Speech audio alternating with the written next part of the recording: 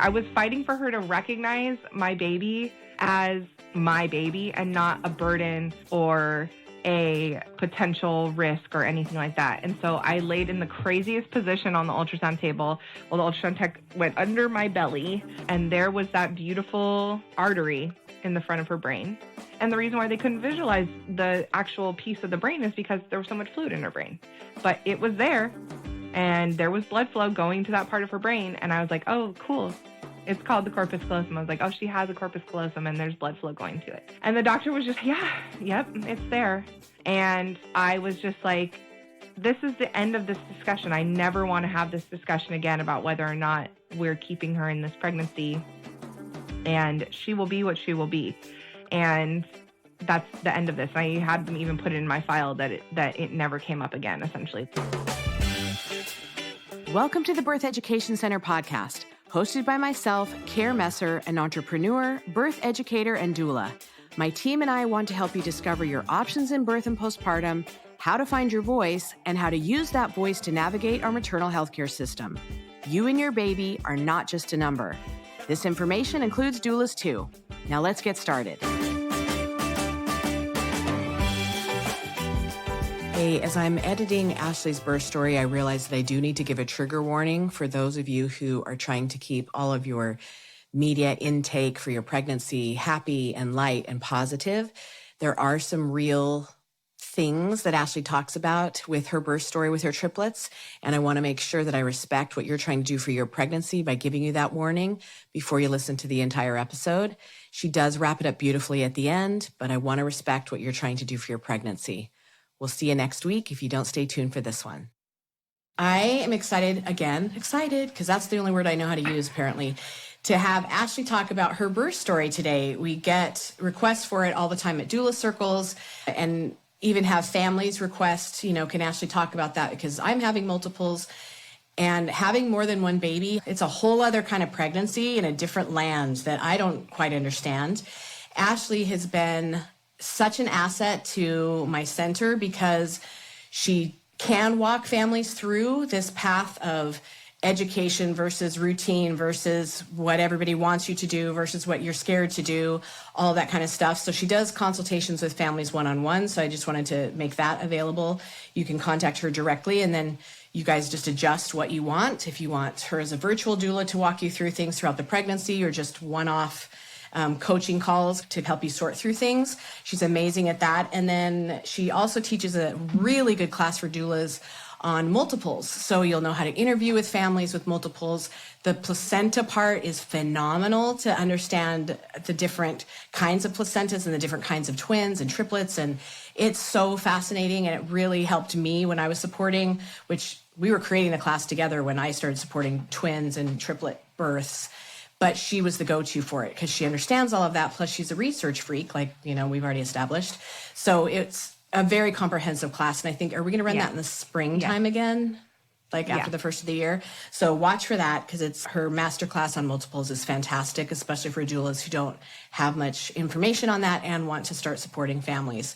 Because babies are coming in by the dozens in pairs and triplets. It's crazy right now. Yeah, it's the beautiful nature of reproductive technology, right? That so many families are able to have babies now, but it definitely is creating lots of opportunities for more than one baby to show up at one time. So I think now more than ever, people need information on what to do if they're having multiples and how to support people having multiples and all of that. So I'm excited to offer support to people that way. Yeah, even when I've had friends and as well as students that have more than one baby, there's just things that you want to talk about and you're excited to talk about, but you don't really understand what they're going through. So with your birth story, there are so many highs, so many lows. Like we've said in a previous episode, Ashley and I got the births each other wanted, which is kind of strange because I wanted the full medical, do everything to me, and she wanted the birthing blissfully in a bathtub kind of a birth, and we switched those out.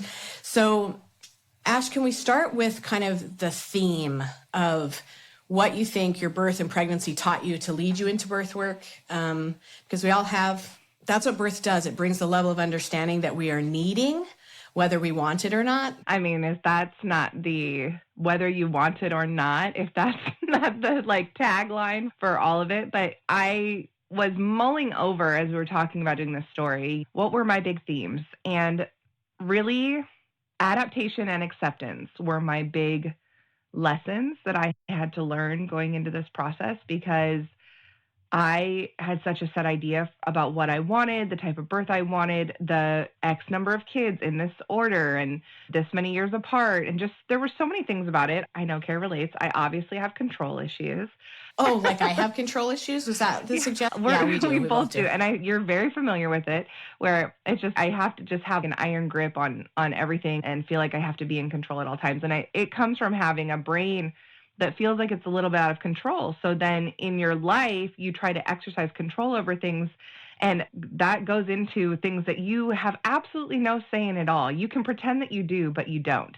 And when I was doing other podcasts talking about my multiple story, I was on the Birth Queens podcast, which I know that we shared your birth story on there, your episode of Birth Queens.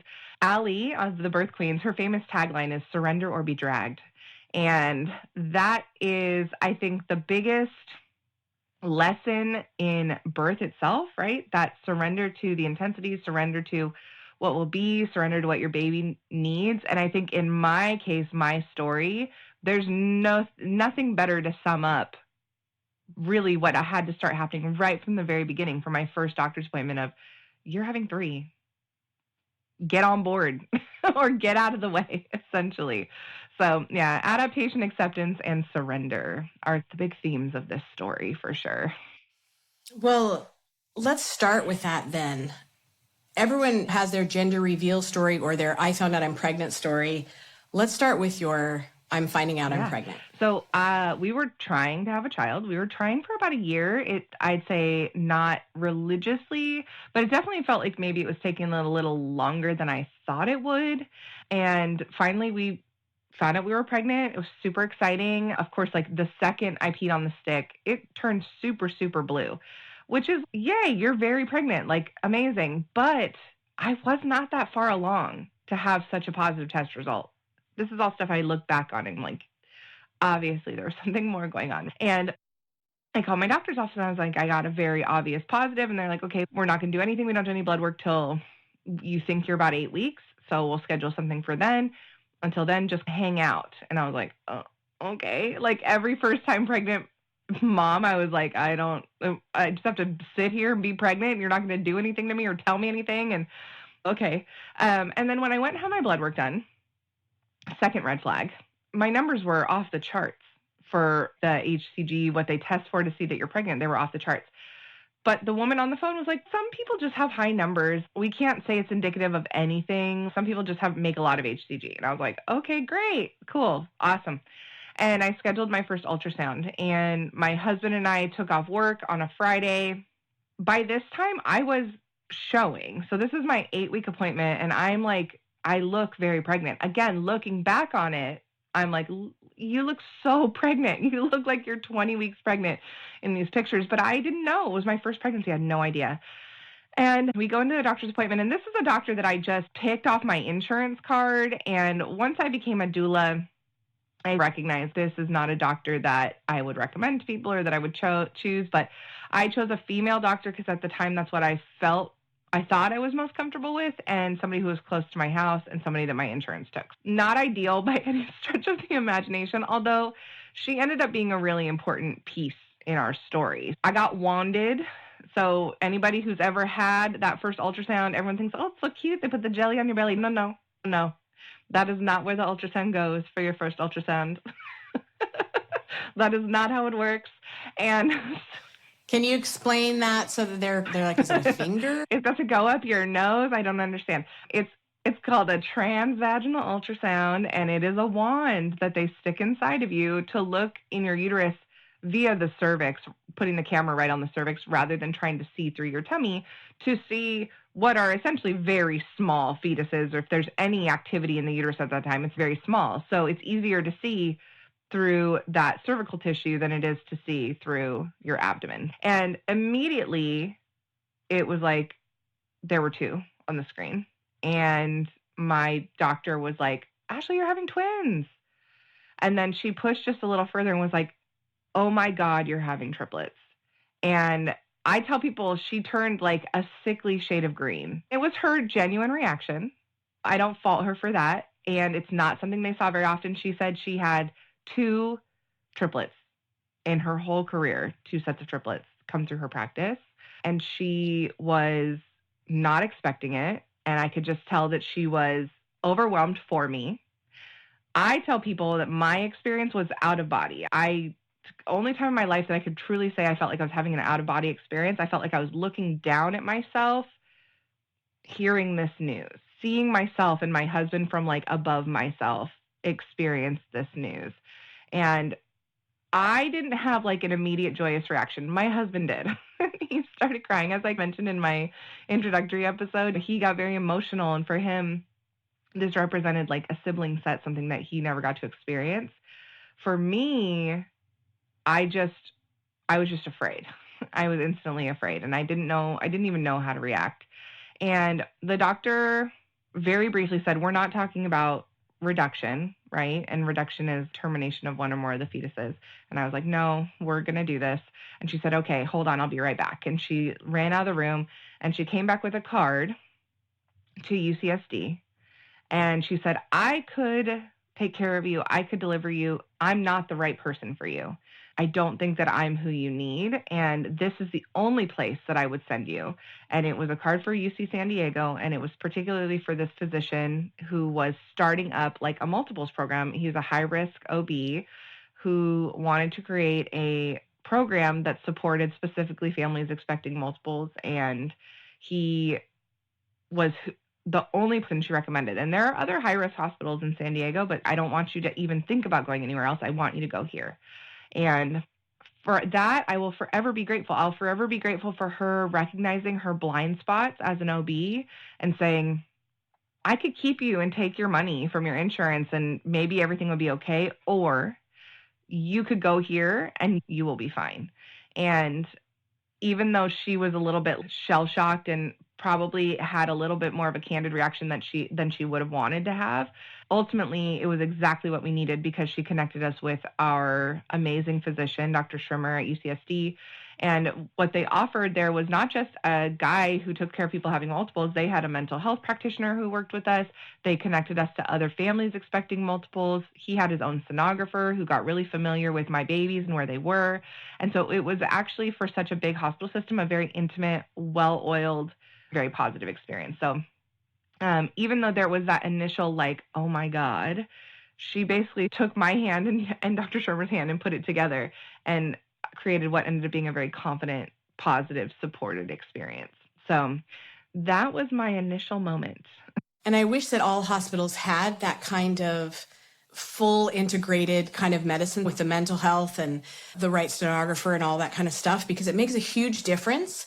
My families that have been out of that system where it is one practitioner trying to do everything and then sending them to high risk here and there, because they're bouncing, and that continuity of care has made a huge difference in how stable they feel and how capable they feel like they are in making decisions for their babies. Because there are decisions constantly when you have multiples and they're rapid fire at you. There's just a lot. So I'm sure as we move through this, that's kind of where you're headed, because it gets crazy. There's a lot of decisions to be made. Crazy. Yeah. But that is a really good point. There's some, solo practice docs in San Diego, especially, that we love. But I noticed that even as a doula for their families, that when they would refer them out for ultrasound or to like a high risk clinic for their level 2 ultrasound, or because they found out they were having twins or something like that, they were getting conflicting opinions from these high-risk doctors and then their OBs that they love and trust. And it created a lot of confusion and stress. So I do appreciate the idea of a one-stop shop, especially when it's very supportive and evidence-based. And that's really what I got there. We found it on a Friday. And initially we were like, oh my God, this is amazing. And then it wasn't a great weekend where the reality sort of sunk in on us of, for my husband, the like, oh my God, we have 3 babies to take care of. We live in an apartment. How are we going to do this? I had a 2-door coupe and we had a little sedan, a Camry. We don't have room for 3 car seats. I don't know how we're going to, just like the logistics for him. And then for me, I was definitely mourning the loss of the typical pregnancy experience and the birth experience that I was hoping for. We've said so many times, I wanted a birth center birth. I chose our insurance plan because it had Best Start Birth Center on there. So I could have a water birth and I could have a baby and then take a break and have another baby and take a break and have another baby. It was really hard to let that go. And I was also very scared because as soon as you Google triplets, it's doom and gloom. It is everybody's going to die and they're going to be born early. That's a guarantee. That's what Google tells you. And you're going to be sick. You're going to get preeclampsia. You're going to get gestational diabetes. All these horrible things are going to happen to you. So just buckle up. The one great thing that I did that was one of the best decisions I ever made was I found a forum on babycenter.com of moms expecting triplets or more. And I'm still friends with most of the women that I met in that forum on Facebook, and our kids are 12 and 13 years old now at this point. And I lurked on there for a while. I didn't post right away, but initially it ended up becoming like the best support for me. And I know like our Gen Z listeners are like, what the heck is a forum? Think Reddit, but like for people who are pregnant with many babies on a baby website. Because really Facebook wasn't a big thing, not what it is now. Instagram didn't exist. And so that was where we found support. We posted a question, people responded, we posted updates to each other. And so that ended up being a huge thing for me. And I think I found that forum that first weekend that I found out I was pregnant, but I didn't start posting on there until later because I was just so scared. There was a lot of immediately like, I guess I just have to let go of everything that I wanted for this birth. And then I started to create kind of new goals that I knew when we go into this appointment on Monday to this doctor, the things that I want to talk to him about are staying pregnant as long as I can and having a vaginal birth if I can.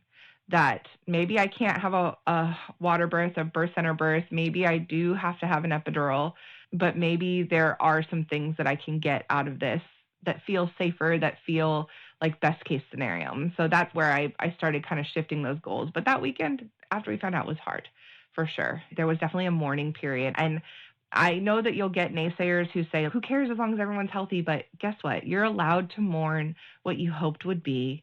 And you're allowed to be afraid, especially going from what you thought was easiest, lowest risk to a very high risk, scary scenario.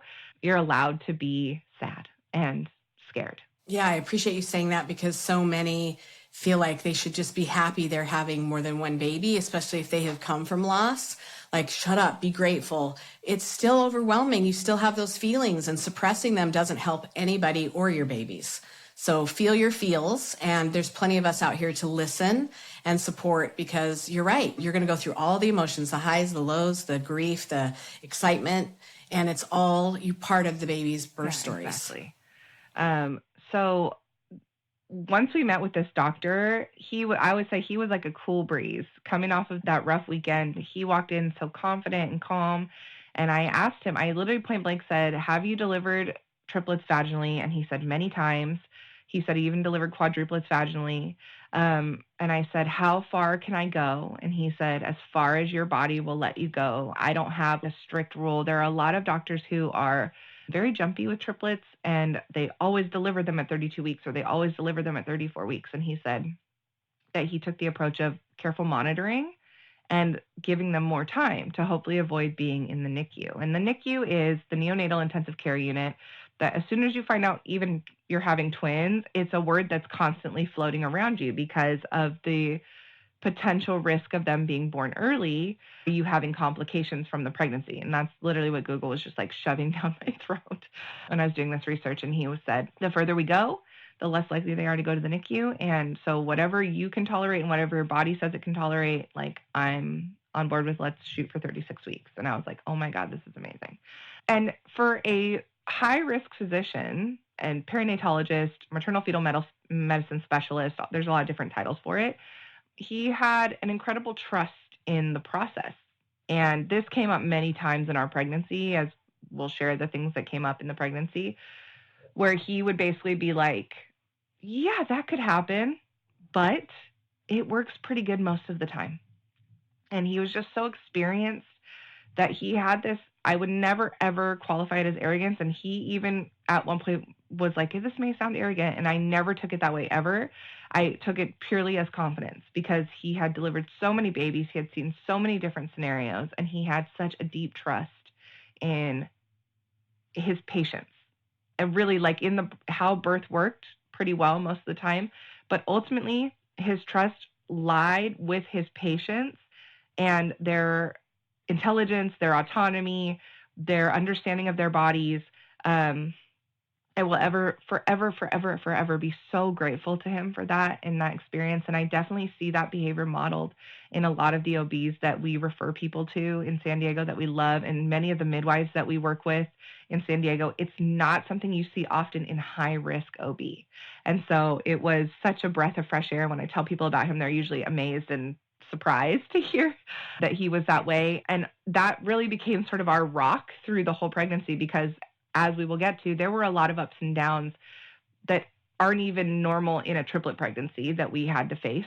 And so he's somebody that I will literally be so grateful for that experience, and ultimately his role in the birth and all of that too was just like, he was meant to be with us. Well, this is a shout out to you too, because when you are with a doctor that is constantly looking for what's wrong with the pregnancy, and your stenographer and everybody around you is just anxious, I have found that my families that have hired you to be their kind of add-on person, you're the one that gives them the balanced information that says you're doing great. There's nothing to worry about at this moment. Like, bake your babies in love and start focusing on the good times. And that has really been their calm in the storm. So you have been the cool breeze. And I've really appreciated that over the years because they've needed that. And I think it's made their pregnancy better. I mean, I've heard from them several times about that. Like, if we didn't have Ashley guiding us and helping us, and that also reminds me of a birth story upcoming where you caught something that nobody else caught with a twin pregnancy that literally saved her life. So having you on the team has really been instrumental for a lot of my families. And I just want to say thank you. Okay, go back to your birth story. Well, and that's really what I try to add as a doula is I'm never one to be like, no, I have the right information. Your doctor is wrong.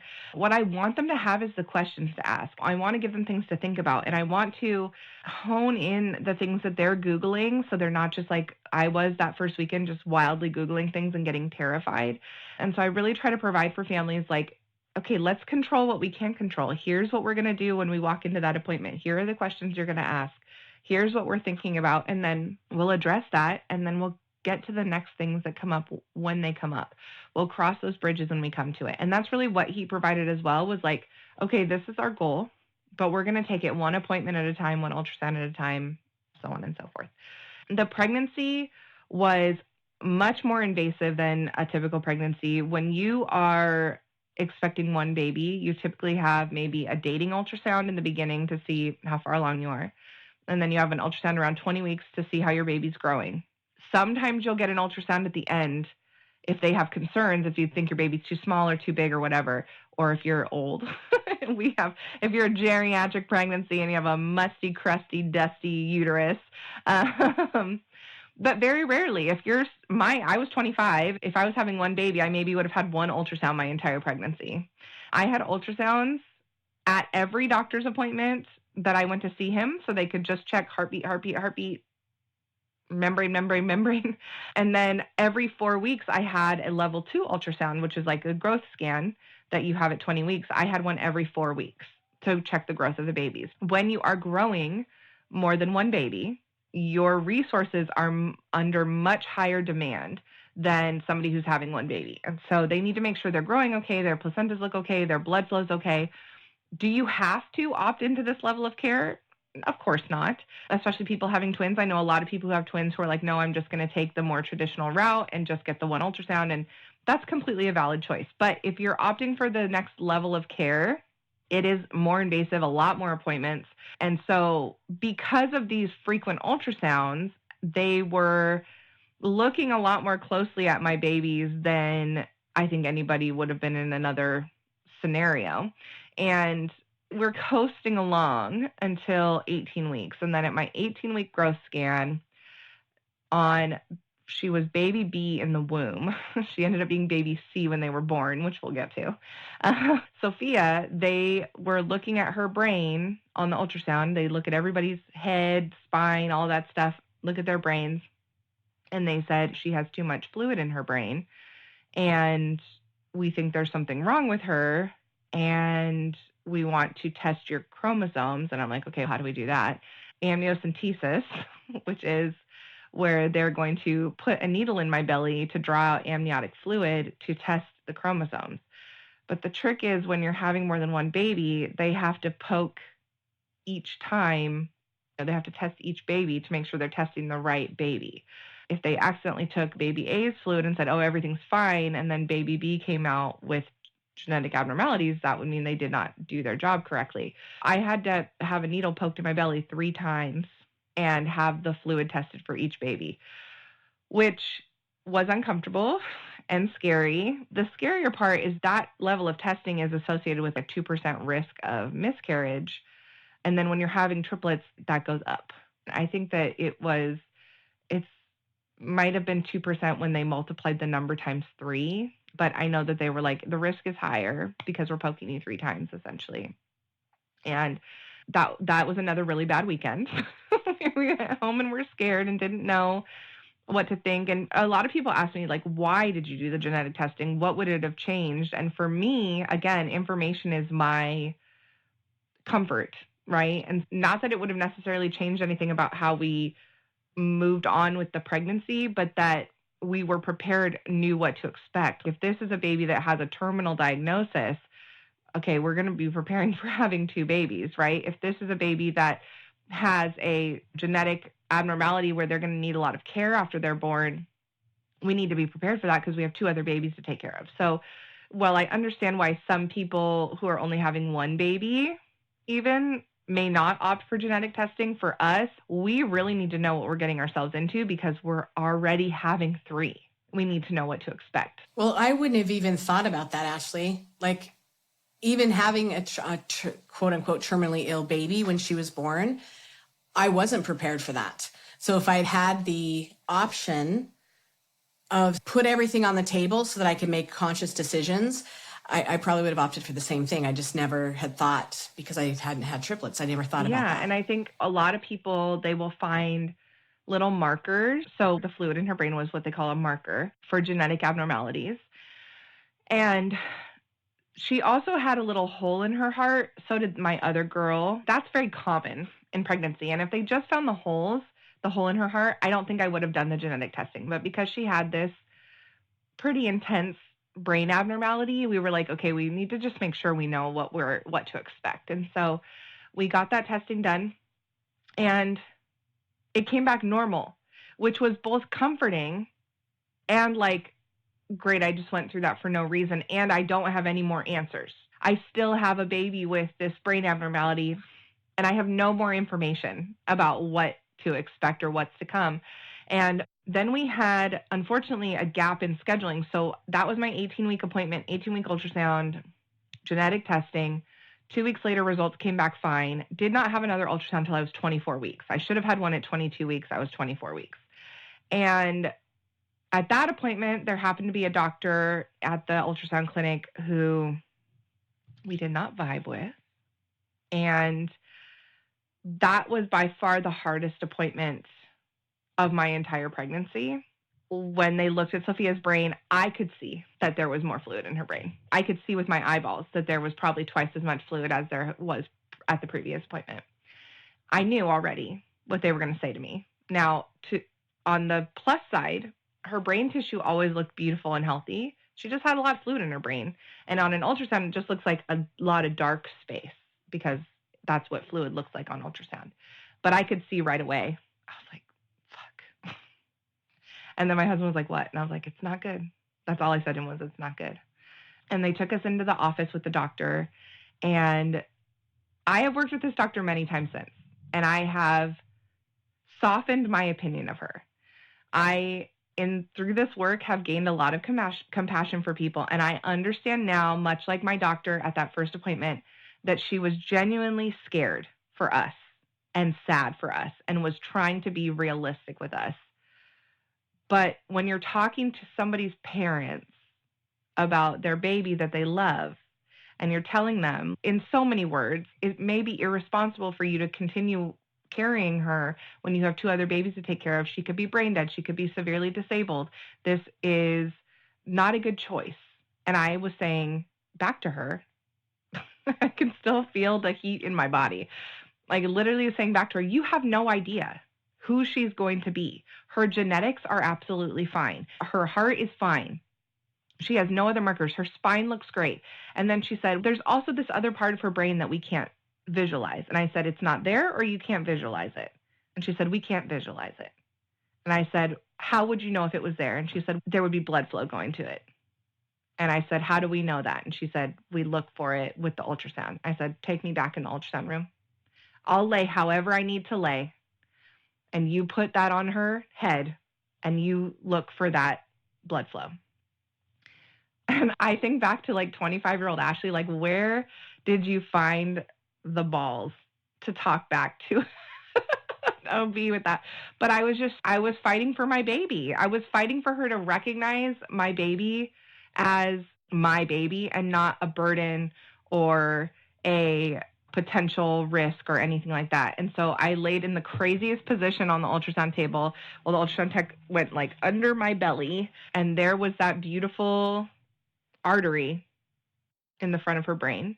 And the reason why they couldn't visualize the actual piece of the brain is because there was so much fluid in her brain. But it was there, and there was blood flow going to that part of her brain. And I was like, oh, cool. It's called the corpus callosum. I was like, oh, she has a corpus callosum, and there's blood flow going to it. And the doctor was just, yep, it's there. And I was just like, this is the end of this discussion. I never want to have this discussion again about whether or not we're keeping her in this pregnancy. And she will be what she will be. And that's the end of this. I had them even put it in my file that it never came up again, essentially. You can give me updates on her health and what you see, but we will never discuss termination or I don't need the doom and gloom. I understand what I'm up against, okay? I don't need to hear this every time I come in for an appointment. I do not need to hear it. Thank you for sticking up for yourself because families can do that. They do not need to hear the doom and gloom. We already know that there could be issues. So let's focus on the love and the positivity instead of the depressing heartbreak that sometimes does not pan out. And then you've worried about it for 5 years.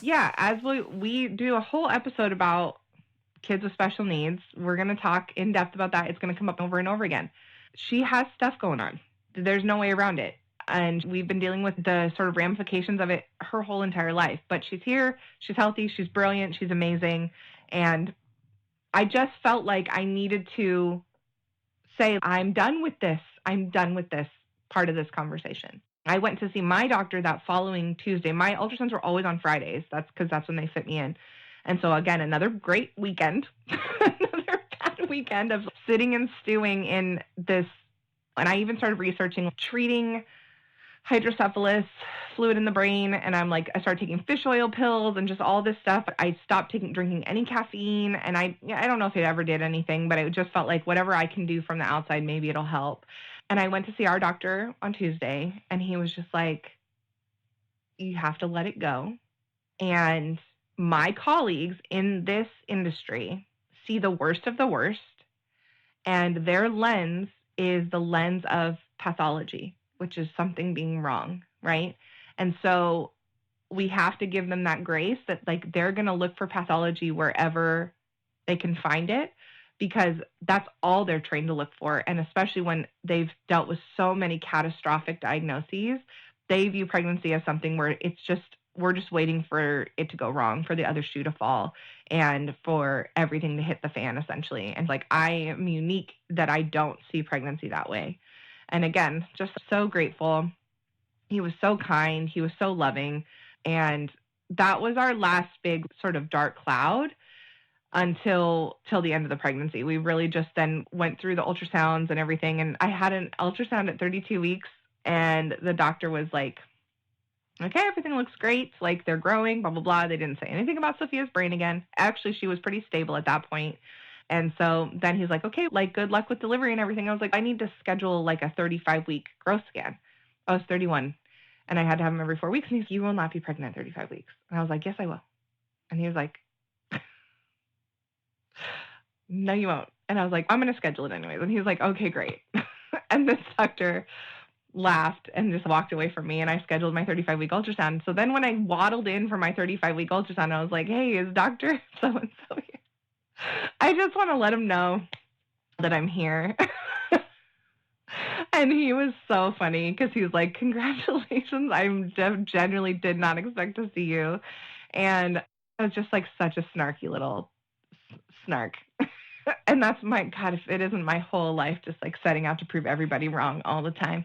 As I say to my husband, there's no hill I won't die on. Okay. That's just who I am as a person. And oh, you doubt me? Challenge accepted. But he did say, if anyone wants to see how big these babies are after today, they can take them out because you are not coming back for another ultrasound. And I was like, agreed. Yes, let's have babies in the next couple of weeks because this is crazy. So yeah, that was really my journey, my navigation of a pretty serious diagnosis, navigating the high risk medical system. Everything else in my pregnancy, we just, by luck of the draw, luck of placentas, no explanation. There's nothing I can say I did that was magically like I prevented gestational diabetes. We know some of the healthiest, most fit yoga instructors that have gestational diabetes or preeclampsia. We know moms that society wouldn't say are like classically healthy that have textbook perfect pregnancies. There is no one type of body that is guaranteed to have a safe, healthy pregnancy. You can be young and have a really hard, high-risk pregnancy. You can be older and have a perfect pregnancy. I don't know how to explain to you why I didn't get gestational diabetes, why I did not get preeclampsia, or why I didn't go into preterm labor. I just didn't. That's it. And I think that makes people mad sometimes that I'm not like, here's the magical herbs that I took and this and that, especially from the natural birth community. They're like, you must have done something.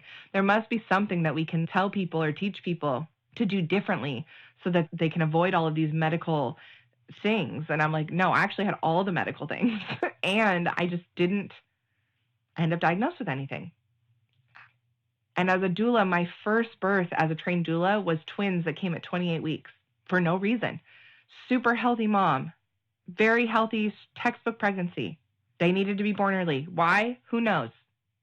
They're 10 now and they're thriving. But it's like, why did her 2 babies come early and mine 3 babies didn't? I will never know.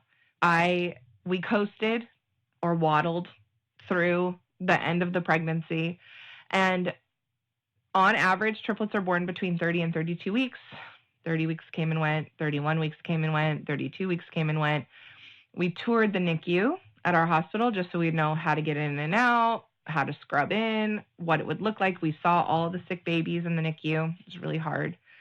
And then I stayed pregnant. And I stayed pregnant and I stayed pregnant. And my babies were due. My due date was January 21st. My frame of mind was Thanksgiving babies, probably. I was actually in the hospital over Thanksgiving because I got food poisoning and it was making me have contractions. Did I have babies? No. I just had Zofran in my IV for 2 days and I missed Thanksgiving dinner.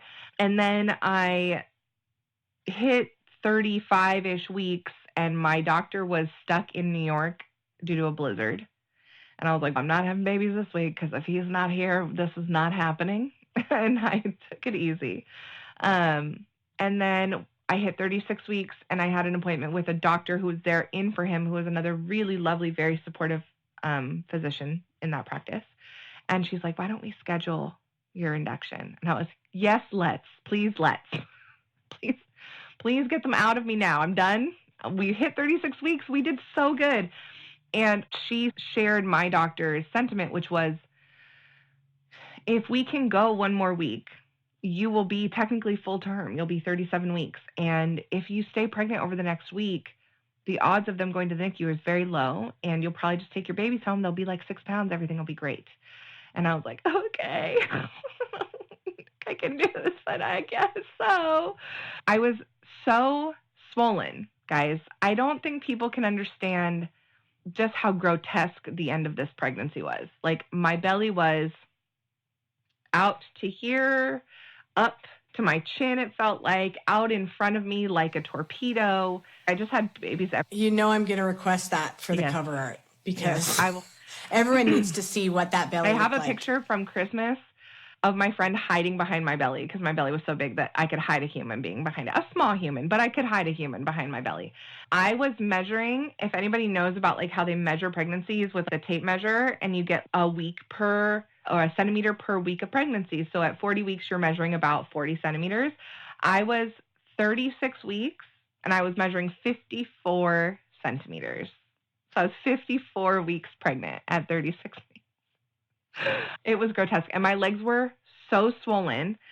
And you get swelling when you're pregnant, and they're like, put your feet up. Except my belly was so big that all the fluid in my legs would just go up to my thighs. It couldn't get past my pelvis because there was this huge belly on my pelvis. So my thighs would just get bigger when I put my feet up, and then I'd stand up and the fluid would go back down to my feet. I was so swollen that I was wearing like extra large pajama bottoms, and they were tight on me like leggings because my legs were so swollen. My worst stretch marks are like behind my knees and stuff from the swelling. Ashley, I'm literally getting the girl with the list, taking a note right now for TikTok. Yes, exactly. It was grotesque, guys. It was yucky. It was just yucky. I stopped looking cute at like 24 weeks. It was all downhill from there. Just the biggest pregnancy belly you can imagine, and then times 3. I had a baby like on my right hip, a baby on my left hip, and a baby way out front, 3 placentas, fluid for 3 babies, and then I was just so swollen. I just couldn't eat anymore because there was so much uterus on my stomach that food was so hard. I was literally drinking Boost or Ensure protein shakes. I lived on apple juice. I just couldn't eat. And I always would say the apple juice just slid between the cracks of the babies because I couldn't eat food. I stopped puking around 14 weeks due to morning sickness. And then I did have horrible reflux that I was on medication for my whole pregnancy because my uterus was so big that it was pushing on my stomach. So I was on reflux medication, but that was it. I didn't take really any precautions. Bed rest is controversial anyways. Like, I know a lot of people will do it because it feels like the right thing to do. And I always tell my families, listen to your body. And if your body's saying take it easy, take it easy. But there's basically all the studies on bed rest, or it doesn't make a difference.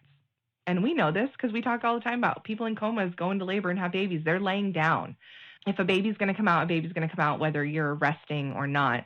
So it's really just about listening to your body and what feels right to you. And I didn't go on bed rest, but I did leave my job at 20 weeks, which I was a infant, toddler, preschool teacher, which is very physically demanding. It's up and down off the floor. It's picking babies up and down, doing diaper changes, putting them to bed, rocking babies, all of that stuff. And so I knew I couldn't stay in that job if I wanted to stay pregnant. But that's really the only lifestyle change I made as I stopped working. And so again, it all comes back to this is how my pregnancy worked. This is how my body worked. If I was going through that same pregnancy at 35 versus 25, would I have the same results? I can't say so. You know, age does make a difference in some ways, especially in terms of your energy levels. So I got to the end and I agreed to schedule an induction. And this is where I really try to hammer home with families how important education is and community, because I didn't really have local community support in terms of pregnancy connections. I didn't know anybody in the birth community. I didn't know any doulas. I didn't know anything. I was going to have a volunteer doula through my hospital who ended up being amazing, but I didn't have that support before I had them. And I didn't take classes because I was like, what would my giant triplet pregnant butt who's supposed to have a scheduled C-section, what would I do in a birth class? People would look at me like I had 3 heads.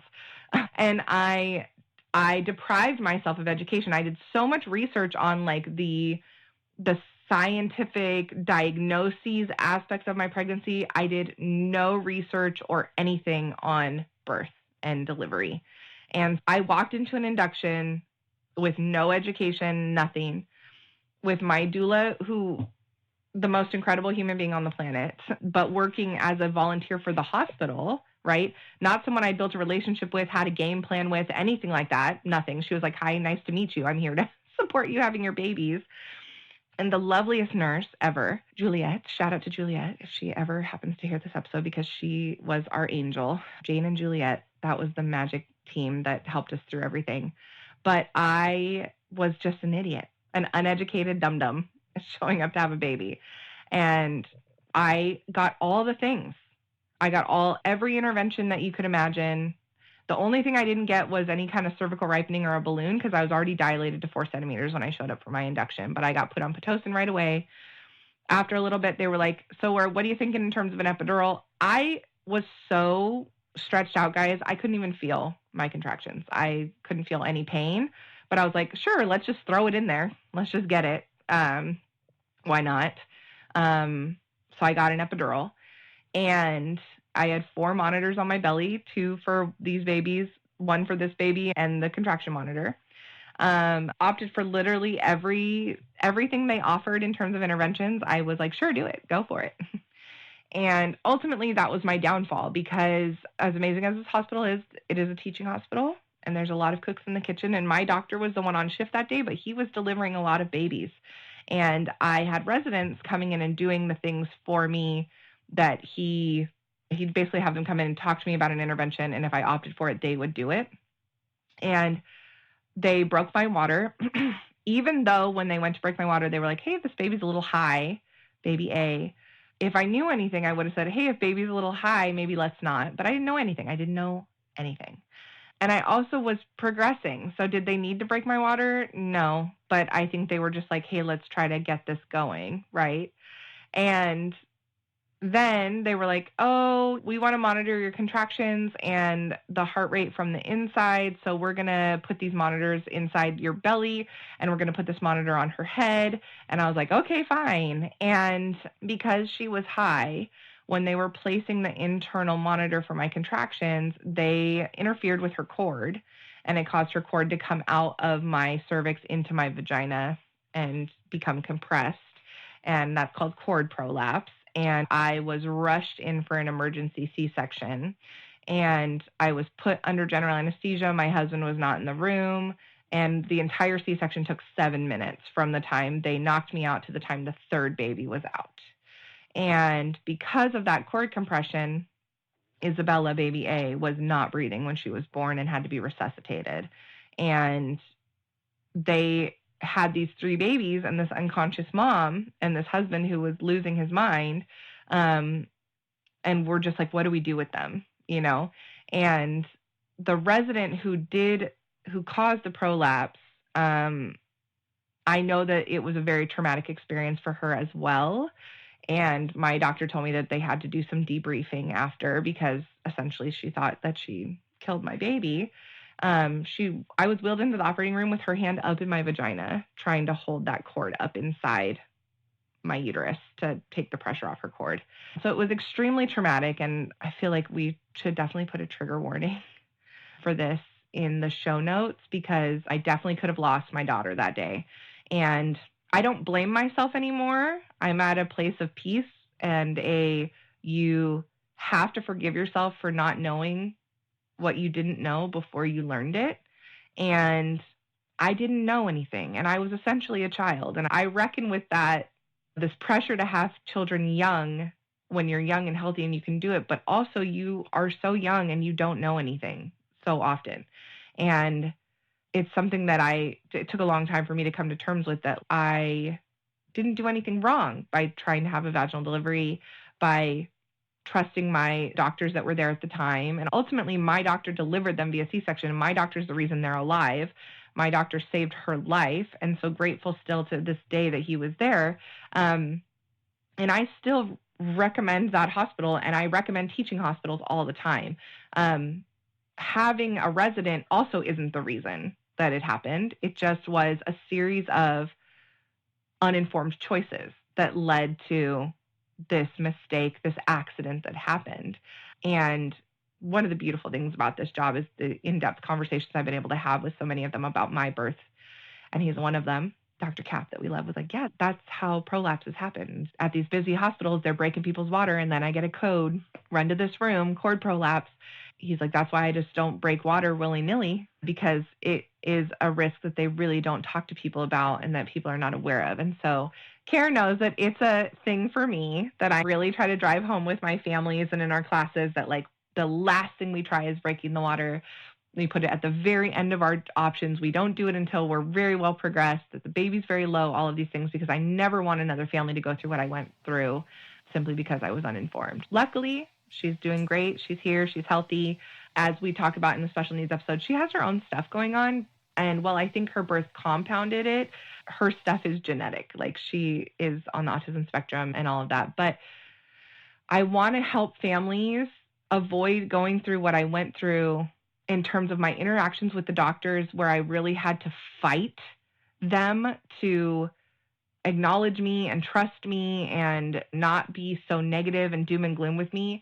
And then I want to protect families from making like uninformed decisions that could lead to things, this cascade of interventions that we talk about so often is associated with, oh, this cascade of interventions could lead to you having a C-section, which a lot of people don't want. But people don't always acknowledge that the cascade of interventions could lead to you potentially losing your baby or having an accident that costs your baby like their brain function or causes them to be in the NICU for a long time and all of this. That interventions, while they can save lives, they can also cost you everything, especially if you don't know when to make those choices and when to say no or let's wait or all of that, those things, which is how I ended up becoming a doula, is seeing that blind spot and recognizing that I never wanted another family to go through that if I could avoid it, is what sort of pushed me once they were old enough to jump into doula work and hopefully help families navigate, especially these special higher risk pregnancies. And not just multiples. I've worked with high risk pregnancies of so many varieties now at this point. Babies born with expected birth defects, unexpected birth defects, singleton babies born unexpectedly early, babies with placental issues. These tools, this knowledge that came from having multiples is not just for multiples. It is literally for anybody having a pregnancy that falls outside of, quote unquote, the norm or what is typical or what is routine, as Kara likes to say. That's really my big takeaway from my experience, was this drive to help families avoid going through this if they could. So. And with both of our birth experiences, my drive for induction, we both have issues with induction in that I was induced with my mom, and it was a very rough birth, and it set patterns in my life, right, that I didn't understand until I got into birth work. And I've watched it over and over. And it comes back to education so that you understand the full scope of what you're actually agreeing to, and understanding that most of the time it's not medically necessary. It's a patience issue. We just don't have the patience to wait anymore. Let's get the baby out. And not knowing what you can be facing and not understanding the body dynamics and what physiological birth usually does, right? Like pregnancy works until sometimes it doesn't. Understanding that helps you make conscious choices along the way. And there's no coincidence that we found each other to teach, because we both have such different experiences, but they're the same experiences. And it comes down to the same thing. We want families to know the full scoop so they can make conscious decisions along the way. Because the, oh my gosh, nobody told me, is the worst thing I hear from families. Yes. And it's the hardest thing when they come in as a second time family, and sometimes even a third time. And on their second time, they chose the same doctor in the same hospital and repeated exactly what happened. And it's like, how did I do that twice in a row? I'm like, I get it. Uneducated, uninformed, because we're so scared to get educated, or we've watched the Girl with the List too many times, right? I get it, man. It is overwhelming what can happen, but it's also overwhelming what can happen if you aren't educated. And I tell families all the time, I honestly don't care if you choose all the interventions, as long as you're informed. That's all that matters to me, that you were truly informed, that you felt comfortable asking your provider, is this appropriate for me? What are the risks? What are the benefits? And walk with them through it. And then at the end of the day, you say, I'm cool with all of those things. Let's do this. Amazing. That's what I want for you. Because even families that have high intervention births report more birth satisfaction and more less birth trauma if they were informed along the way. Where people are traumatized is when it's like a runaway train and there's no stopping to talk in depth about each step of the process or explaining what's happening. And a lot of people will say things happen so quickly in birth and things change. But the reality is the vast majority of the time, emergency C-sections make up, 3% of C-sections? 97% of the time, there's a conversation that takes place where we're not knocked out and we can be talking about this stuff. And those families are still traumatized because nobody's talking to them, or they don't have the information, the support, the education to say, stop. Let's talk about this. Let me ask questions. This is my body and my baby. And I never want to should on myself and say, it would have been so different. I should have known better, because I couldn't have. I could only work with the tools I had at the time, but I can help families do better, and I can pay it forward. The love and support that I got from Dr. Schrimmer, from Nurse Juliet, from my doula Jane, from like my lessons that I took away from that experience, I can pass them on to families and help them make more informed choices to reduce their chances of having a traumatic birth experience. And I can just say from my experience working with you, you do exactly that. So thank you today for sharing your story. If you have any other questions, because I know there's going to be a lot coming up, please make comments. You can email us and we will do our best to address them. But Ashley, thank you again for sharing your story today. Thank you. Bye, guys. Thanks for joining us today. And remember, it's your body, your choice, and finding your voice is your power. Be sure to subscribe to our YouTube channel, follow us in all the places, and go to birtheducationcenter.com for our blog and more online education classes. And we'll see you next week.